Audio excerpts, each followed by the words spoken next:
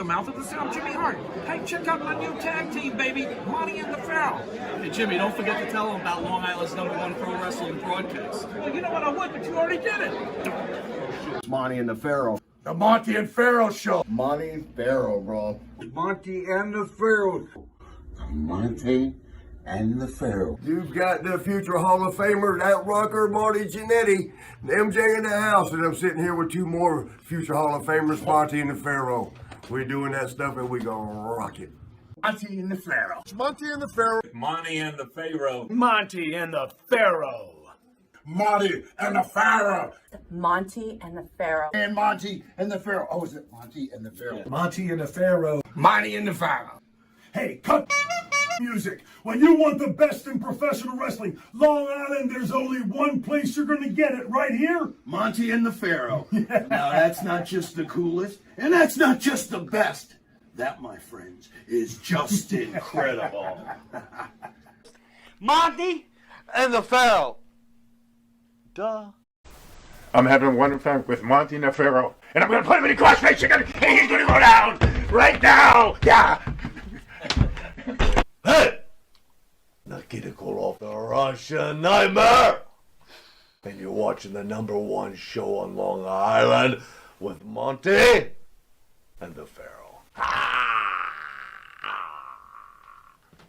I'm so privileged to be sitting with you guys today, man. I woke up in Tampa Bay. Now I'm sitting here doing the #1 wrestling show, probably to me in the country.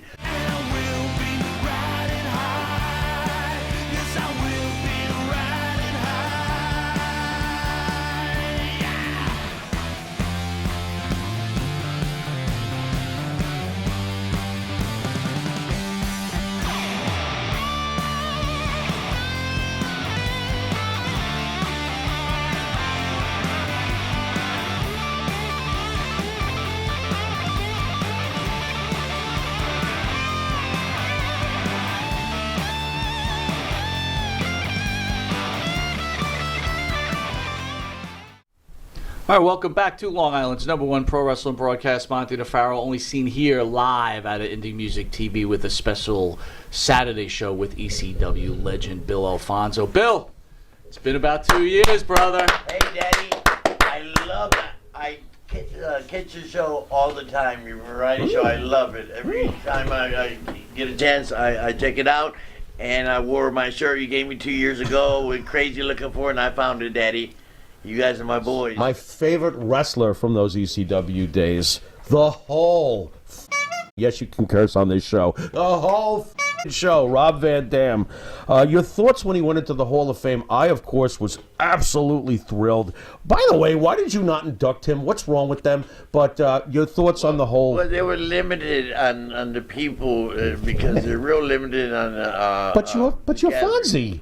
Limited? Right. But what did happen that you guys don't know about, before the Hall of Fame, you know they're doing the documentaries to be released I think in late May, RVD, the whole show.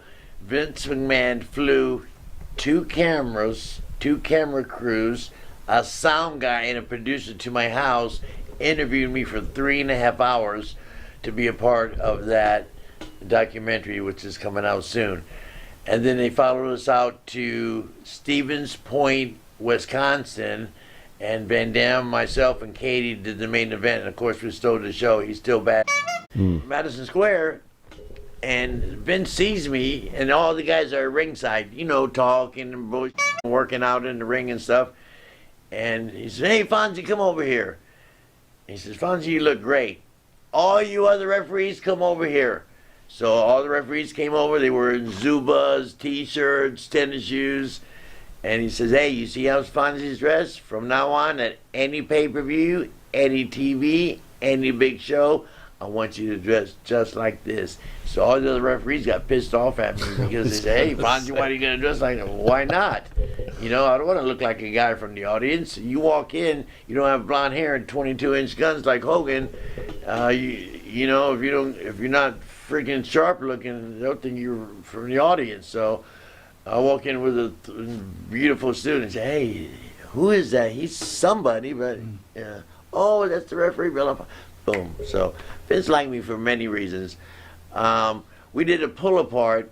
It was Bam Bam Bigelow against, God bless him, Bam Bam Bigelow against Tatanka, where they were shooting an angle, and then they worked for like 3 or 4 months together. So they did a pull apart, and the referees got in there, and I told Bam Bam before the pull apart, I said, "Hey Bam Bam, I shouldn't put my hands on you because I'm 162 pounds. You're 320. You're a beast. So I'm going to be the first one to you. You see that trash can about 40 feet over there?" I said, "Just throw me into the trash can like a bullet."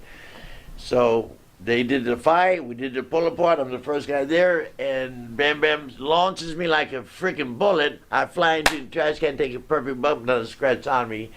And after the scene, Vince calls me over and says, "Fonzie, who told you to do that? Who told you to go flying into the trash can?" I said, "Nobody, but I thought it'd be cool because I'm 160 and Bam Bam, is bad." I'm so privileged to be sitting with you guys today, man. I woke up in Tampa Bay. Now I'm sitting here doing the #1 wrestling show, probably to me in the country.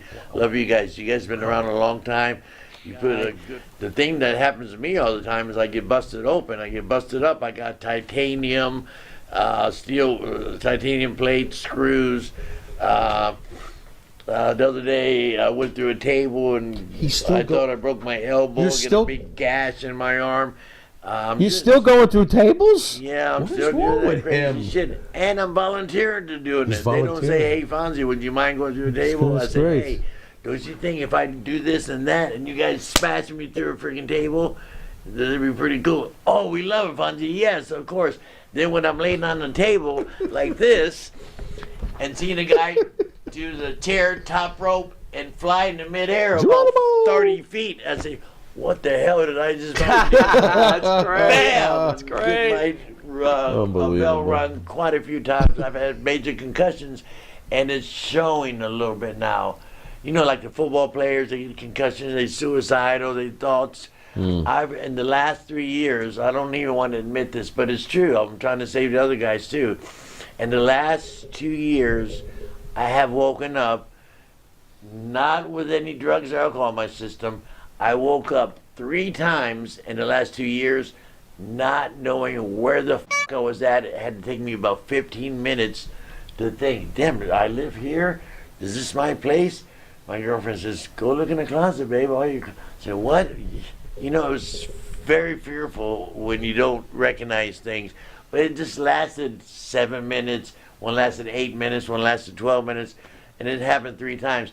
And I think it's directly from the concussions and a little bit of the abuse of alcohol and so on throughout all the years. But I think it's 90% concussion rate because I've had several. I've had at least 10 concussions where 4 of them I had to be rushed to the hospital and get stitched up or stapled up or they're pretty tough to take, man. And now that I'm gaining some age, it's starting to show a little bit. I hope that's not the sign of the future, but man, it's a tough business, man. It is a tough business.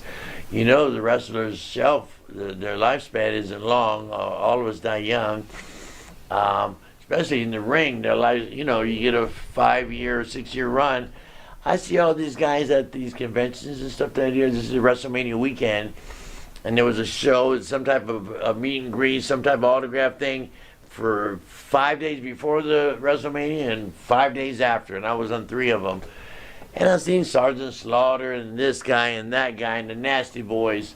And those guys, the Nasty Boys, weren't going through tables. They were just regular wrestling, regular Vince McMahon sports entertainment style. And the blonde kid could barely walk. All of them at these conventions. And it was amazing, walking like this or slow, and you could tell something's wrong. Some guys can't even, it's just terrible. So that's another reason I'm trying to take care of my body, guys, is because, it's not that I was a referee for 20-something years. Then I went into managing and went with the ECW and all that. Then I got a little hardcore, started taking a little more bumps. But, man, these guys that take those slams every night, I don't care what people say. If I pick you up, Monty, and slam you, it's not natural. No matter how you fall, try to protect yourself, You taking thousands of slams in your career. You know how bad that is for your body. That's the problem, man. It's us up, man. But when we're doing it, we don't think that way. We're chasing a dollar. We're chasing that fame. We want to do good. We want to be the best. Mr. Bill Alfonso. Hey, thanks, Daddy. I'm having my. What's he doing? I can't see. I'm shining, Daddy. He's shiny. He's a My, little shiny. my forehead, Get a brother. little I'm makeup on my there. hair. I'm 64 years old, so a little pancake. There's keeps nothing the wrong shine with out, that. Daddy. Pancake. Do you think anybody can ever topple Vince McMahon? Because that's certainly what AEW is trying to do. Impossible. Okay. Nope. They can. I tend to try, agree. They can compete, but and they have a good product. You know, this guy's a billionaire, spending money. He's got good guys there. He's got good production people. He's got good cameras. He's got good bookers. He's got all that. But Vince has got 30 years ahead of him, 40 years ahead of him. How can you follow that? How can you follow WrestleMania? Impossible. Vince is the greatest sports entertainment promoter on the face of the planet, and nobody's ever going to touch him. And I wish AEW great success. In fact, call me, Daddy. Fan Charles Wilson is asking, do you think ECW killed the business by having no rules during matches and catering to smart fans? What's the kid's name? Charles Wilson. Hey, Charles Wilson, are you f***ing high? It enhanced the business. It enhanced the business. No, I don't think it hurt at all. I think it was a good product, and there was an audience out there. There was a market for it. That's for sure. So it proved itself. Listen, they're still talking about ECW today.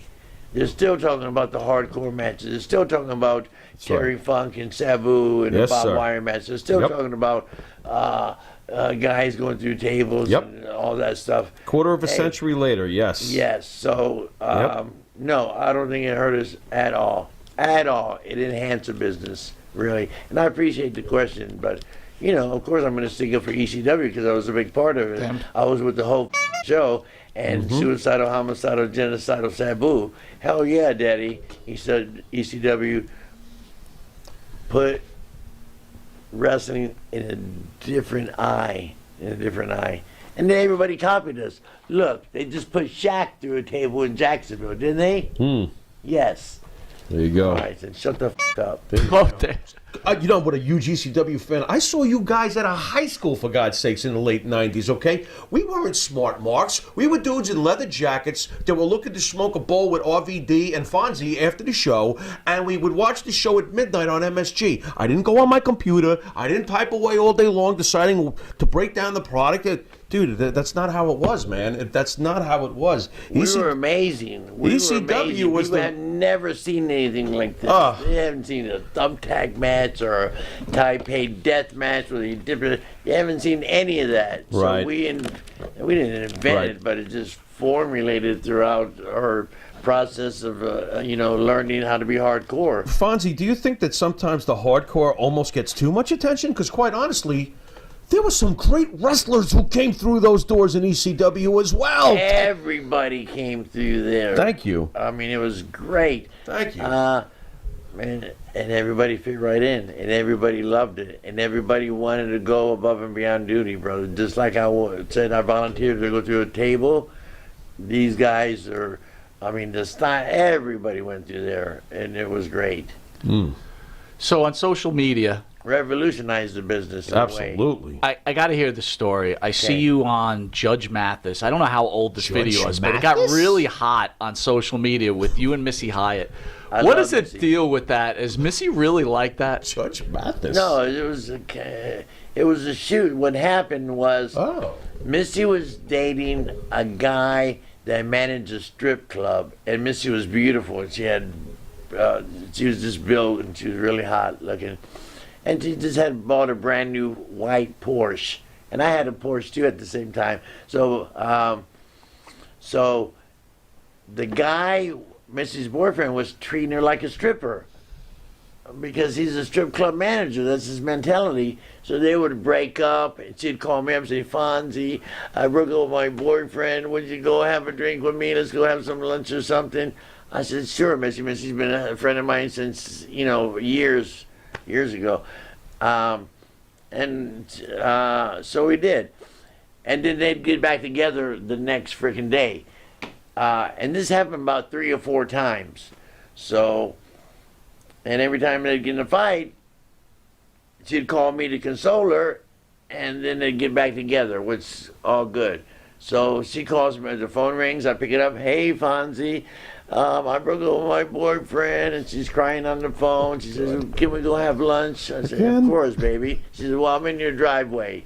So I come out, there she is, in a brand new freaking Porsche, not even 1,000 miles on it. And she said, you drive, Fonzie, because I'm too nervous. So I jump behind the wheel. I know how to drive a Porsche. I have one too, I had a 944 back. And so I was driving a car, and my phone rings. I'm talking on my phone. I'm trying to console Missy, and bumper-to-bumper traffic. Bam! And I smashed into the car. $10,000 in damage. Boom! Immediately. And I said, Missy, don't worry. We'll get it taken care of. You got full coverage insurance, and there's only a deductible. I'll pay for it. Don't worry. So the next day she calls me and says, hey, my agent said there was a cancellation on Judge Mathis. And we can go on there. They'll give us a talent fee. They'll give us a per diem. They'll fly us up, put us in a 5-star hotel, and we'll do one of the slots. She said, you want to do it? I said, okay. Any publicity is good publicity. And she wasn't mad at me, so we went up there, and you seen the thing was a big spill, and the judge, and the judge liked Missy Hyatt, if you know what I mean. He gave me his business card. He said, hey, Daddy, if you guys want, you can call me later, whatever. So we did the episode. It got high ratings. And you know how when you walk out after the judge decides the thing, Fonzie, you're guilty because you hit somebody from behind, it's your fault, you got to pay the deductible, but actually they pay for it. And then you go out after you leave the judge, and you walk out, and the guy interviews you. Say, hey, what do you think about the verdict? What's your opinion on the verdict, Mr. Alfonso? And I said, well, I think it was one-sided because she had 2 big assets that I didn't have. That's why she won. And they aired that, and it was great. If you watch it, it's about 7 minutes long. Look up Missy Hyatt, Bill Alfonso, on Judge Mathis, and you'll see the finished product. It was pretty cool, and she's giggly and happy, and the judge loved it, and she was good. We were good for the camera, and we told the show. They have producers say, please, we've had, the judge is not in a good mood. We had 4 episodes already there. They tape 8 episodes a day when they're in season or whatever. And the judges die. I said, hey, we're in the wrestling business. You do your job, I'll do mine. And we did it really well. And it was one of his favorite episodes, Judge Mathis. He wrote it in whatever. One of my favorite episodes is Fonzie and Missy Hyatt. There you go. One of my favorite wrestlers from back in the ECW days is the legendary Sandman. You got some stories, some memories of Sandman? Well, I talk to Sandman all the time. Okay. I talked to him yesterday. I talked to him the day before yesterday. I talked to Todd Gordon all the time. He became one of my best friends. In fact, I was just on a 3-day tour with Super Crazy, Sandman, Fonzie, C.W. Anderson, and then their crew, the CCW crew. And we were just on a 3-day tour, and we had a blast. And Sandman rode with me every day. We hung out, and he's just pretty cool to hang out with. Yeah, I got some stories about Sandman. So we're coming back. We're somewhere in the Northeast. And the only reason I'm telling the story because it's true, and Sandman has told the story himself. So we're coming back from a show. We're driving to the next town. And Raven's driving. Sandman's in the front seat. Little Guido's here, and Fonzie's here. So there's 4 of us in the car. And Raven had got hurt, and they were giving him a real strong opiate for his pain. And Sandman says, hey, give me one of those. And he had been drinking all day, beer and this and that, and worked and took bumps. He was pretty banged up from the day. And Raven says, no, these are too strong for you, Sandman. I suggest you not take it. And Sandman insisted, so Raven gave him one. So we're driving along, and all of a sudden, Sandman starts going like this. He's sleeping, but he's snoring. He's like gasping for breath. I said, "Hey, Raven, look at Sandman, Daddy. He's having trouble breathing." He said, he's okay. I said, all right. About 5 minutes later, I said, "Hey, Raven, his lips are turning blue, Daddy. He's dying, right? He's not getting air. He's not ODing. He just can't breathe because something, whatever the it was." So we call 911. This is a pretty cool story. So we call 911 and we tell her what happened. He said, "Hey, my wrestling buddy was a wrestling match. He hit his head, so he took a pain medicine. He's having some type of reaction and he's not breathing. His lips are turning blue." And where you guys at? We said, "Well, we're on Interstate 85 headed north." And she says, "Well, what exit, what mile marker?" We said, "Mile marker 327. She said, "Well, get off on 328. We're going to have an ambulance meet you guys there." So it's about 2 miles ahead. So as we pulling off the exit, there's like 10 police cars. The lady, the 911 operator, misinterpreted, thought we were in some type of wrestling, like a street fight or like a big problem. But no, we're in wrestling. It was got her in wrestling, pro wrestling with Hulk Hogan. But they didn't know it. They thought we were. So all the cops rushed the car, and then we explained it to him. Hey, his wrestler, no big fight, just wrestling. He hit his head. He took a pain pill. So they end up doing the and they take him to the hospital. So, oh my God, this is terrible. So a couple hours later, here comes Sandman. We're all waiting for him, pacing back and forth. What the going on with Sandman? Is he dead or is he alive? So here comes Sandman walking out, and they gave him the shot of Narcan and brought him back to life, and all that was okay. And you know what Sandman said? He was mad at us. You know what he said? What's that? He said, "Hey, Daddy, you guys ruined my high." Sandman, your lips were turning blue, you idiot. So how's your relationship with New Jack and Paul Heyman? I just saw New Jack. We were at WrestleMania. I wasn't at WrestleMania, but we were doing the pre-shows there. And I saw New Jack. We hung out. New Jack is back. He's a good friend of mine. I love him. He is he's really New Jack. He's really bad. You know, what he says is really happened. He don't f around. Paul Heyman, if you ask Paul Heyman, say, "Hey, Paul Heyman, throughout the big run in ECW, what was your favorite match? What was your favorite match, Paul Heyman?" And I was instrumental in helping Paul Heyman in the early 80s get his foot in the door. He already had his foot in the door, but I was assistant booker in Florida for Eddie Graham, Florida Championship Wrestling, and he came down with a guy named Tombstone, and he said, "Fonzie, you think I could..." Tombstone was leaving. He was going back to another territory, and Paul Heyman was trying to get his foot in the door as a manager. He said, "Hey, do you think I can manage Tombstone, because he's leaving in a couple of weeks. I can go to the ring with him for the last 2 weeks." And he had a pair of old jeans on, a pair of tennis shoes, and a t-shirt. I said, "Well, I didn't know his parents were wealthy. I didn't know he was educated. I didn't know he had money." I said, "Well, you can't go to the ring like that. That's for damn sure. Can you have money to buy a suit?" He said, "Oh, yeah." So I said, "Okay, you can come to the ring with..." And Tombstone was doing jobs for Scott Hall, Razor Ramon, and at the end of each night, he was getting press slammed. Paul Heyman was getting press slammed by Razor Ramon, but he wasn't Razor, it was Scott Hall. So the instrumental would get him. So anyway, ask Paul Heyman, and there's been thousands of matches. I mean, great matches, world champions, Terry Funk, all kinds of spectacular matches. Shane Douglas, everybody was there. Eddie Guerrero, Van Dam, and Paul Heyman would say, "One of my top 3 favorite matches was Beulah and Fonzie." I was hoping you were going to say that. And we don't talk every day, but if I seen him, we did a double knockout at the airport, he'd be all over me, I'd be all over him. we're still good friends to this day. And Paul Heyman was very good to me in ECW. In fact, he matched my biggest payday, my one-time, like, say, I'm not going to give you the exact figure, but I will give you the exact figure.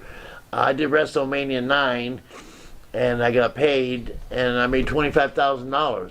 That's a lot of money. Yeah. So we did our first pay-per-view in ECW, which was called Barely Legal, and it did real well. We were on our way.